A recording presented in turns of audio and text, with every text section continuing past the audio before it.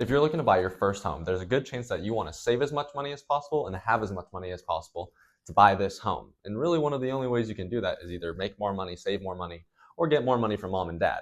Now, if all three of those options are already exhausted, you might feel like you have nothing to do. But as of right now, 44% of buyers are getting free money from the sellers. And today I'm going to be teaching you how and why that's happening. But first, I am a realtor here in Irvine, so if you are looking to buy, sell, or rent, make sure you reach out to me. All my information will be in the description below, but also put my number right here. Make it easy to give me a quick text or call. But now we'll get back into the video. So number one, let's figure out what a seller concession is. What this is instead of taking $1 million house and offering $950,000, what you can do is offer the $1 million and ask for a $50,000 credit or concession. What you can do with that money is either have lower or no closing costs or use it to have an interest rate buy down. The basic idea is either you can save upfront money with closing costs or just having money in the bank for repairs or what have you, or you can use that for an interest rate buy down to save more money monthly. So you might be thinking, why are sellers just giving buyers this money right now?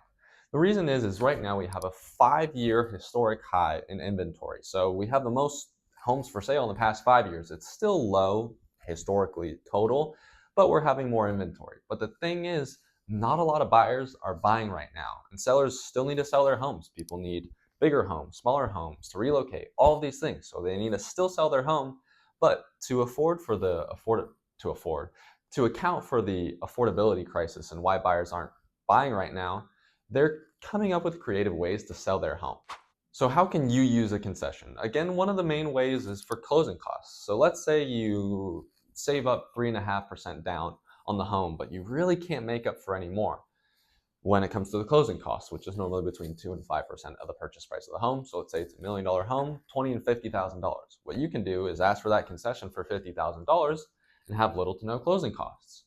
Or if, let's say, you want to buy a home, but the monthly cost is just, that's what's getting you. You can use the $50,000 or however much you negotiate to do an interest rate buy down, where people think that interest rates are fixed and you can't do anything to change it.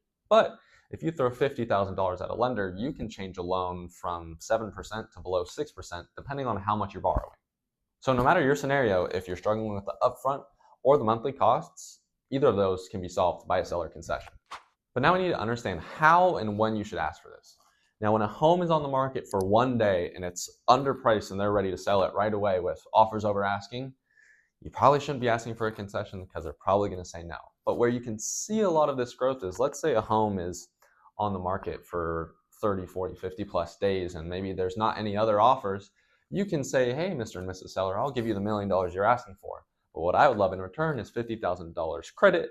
That way I can buy down my interest rate. So there's scenarios like that where you want it to be on the market a little while. They might not have any other offers to negotiate back and forth with you, and you can save a lot of money. Now, you might be asking, Ryan, I don't know how to do this with a seller. That's where working with a good agent comes in. You want to make sure that you have an agent who knows, number one, when, number two, how to ask for this concession. That way you're not losing out on a home hoping to save a little bit more money and you really just needed this home and the savings could have been nice but not necessary. You want to make sure that you don't ask for too much and miss out on a home, but you also want to make sure that you save as much money as possible. So balancing both of those, you want to make sure that you have a good agent who can do that. But that is how 44% of buyers are getting free money from sellers right now. But before we end this video, make sure you subscribe because I release videos every single Friday detailing the benefits of homeownership and how to buy a home. So if you like this video and you want to learn more about real estate, make sure you subscribe for that. But as always, thank you so much for tuning into this week's video. I can't wait to see you in the next one. Talk soon.